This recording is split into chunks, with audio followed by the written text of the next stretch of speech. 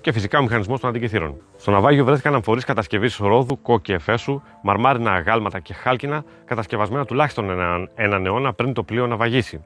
Γυάλινα σκεύη, μερικά χάλκινα νομίσματα και κάποια ασημένια που είχαν κοπεί μεταξύ του 67 και του 76 π.Χ. Στο βυθό παρασύρθηκαν τουλάχιστον 2 άντρες και 1 γυναίκα και ακόμα ένα άτομο αγνώστου φύλου. Ο χρόνος και η θάλασσα αλλοίωσαν όλα τα στοιχεία, καθώς φυσικές, χημικές και βιολογικές διεργασίες διάβρωσαν το ξύλο, το μέταλλο και το μάρμαρο. Το 1940 τα θραύσματα υπέστησαν ζημιά εξαιτίας της Ιταλικής εισβολής στην Ελλάδα, όταν εκθέματα του μουσείου θαύτηκαν σε ορίγματα για να διασωθούν. Ο Κουστό επέστρεψε στην τοποθεσία του 1976 και με την ομάδα του ανασύρθηκαν πάρα πολλά αντικείμενα. Ένα νέο θραύσμα εμφανίζεται. Στο θραύσμα C αναγνωρίστηκαν οι λέξεις παγών, παυνή και επίφ, μήνες του Αιγυπτιακού έτους, το οποίο δεν δημιουργήθηκε με βάση τους ελληνιακούς μήνες, αλλά από 12 μήνες 30 ημερών, με την προσθήκη 5 επιπλέον ημερών, συνόλου 365, που είναι και η πρώτη πιο ακριβής προσέγγιση στην ιστορία.